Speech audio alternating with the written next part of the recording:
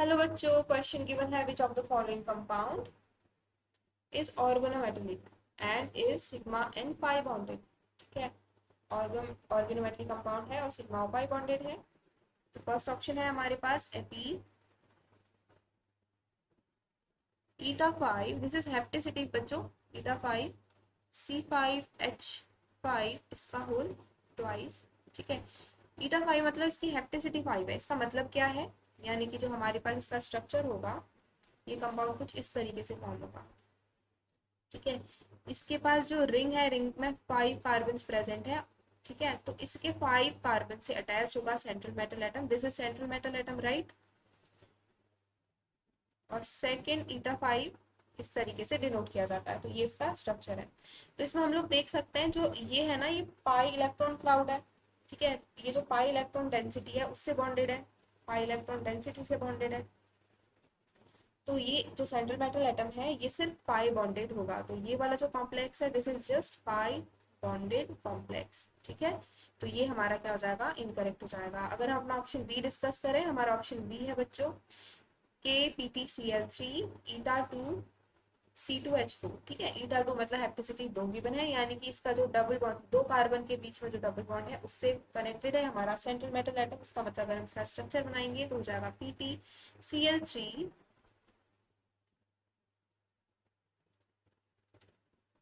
CH2 and यहाँ पे भी आ जाएगा CH2, राइट। तो ये जो है, ये इस तरीके से डबल बॉन्ड से डोनेट करा है सेंट्रल मेटल एटम को इलेक्ट्रॉन्स। ठीक है, तो इसका मतलब ये क्या है, ये पर्टिकुलरली अगर हम किसी एक बॉन्ड की बात करें तो वो सिर्फ पाई बॉन्डेड है या सिर्फ सिग्मा बॉन्डेड है, तो हम इसको बोलेंगे ये पाई बॉन्डेड है।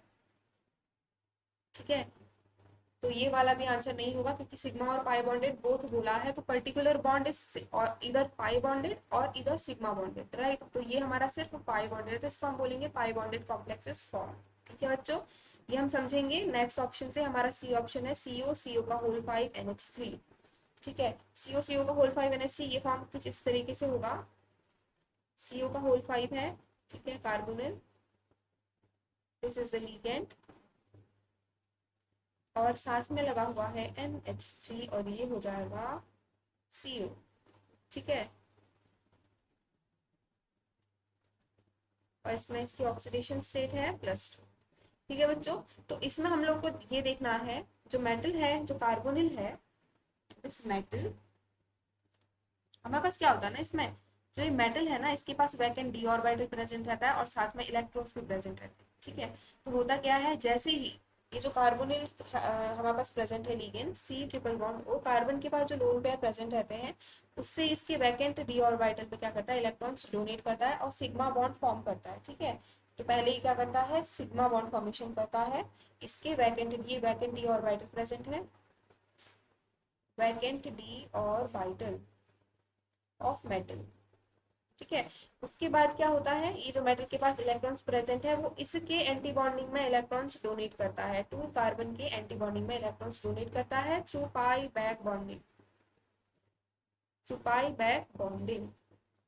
ठीक है, इसको हम बोलते हैं बैक बॉन्डिंग के थ्रू डोनेट कर रहा है। ठीक है, पहले कार्बन का लोन पेयर मेटल के वैकेंट डी ऑर्बिटल में इलेक्ट्रॉन्स डोनेट करता है, उसके बाद जो मेटल है वो बैक बॉन्डिंग के थ्रू अपने इलेक्ट्रॉन्स कार्बन के एंटी बॉन्डिंग में क्या करता है, डोनेट करता है। तो this is pi back bonding and this is sigma as well. ठीक है, तो इसका मतलब जो मेटल और कार्बन यानी कि CO और CO के बीच में जो बॉन्ड बन रहा है वो सिग्मा और पाई दोनों कैरेक्टरिस्टिक कंटेन कर रहा है। तो हमारा आंसर हो जाएगा ऑप्शन सी। ठीक है, ऐसे अगर हम डी ऑप्शन में देखें तो यहाँ पे सिर्फ सिग्मा बॉन्ड फॉर्मेशन हो रही है, राइट। तो ये स्ट्रक्चर तो सिंपली ऐसे बनेगा, FeCH3CH3 एंड CH3, राइट। तो हमारा ये भी इनकरेक्ट हो जाएगा। हमारा आंसर है option C. I hope you understood well. Thank you बच्चों।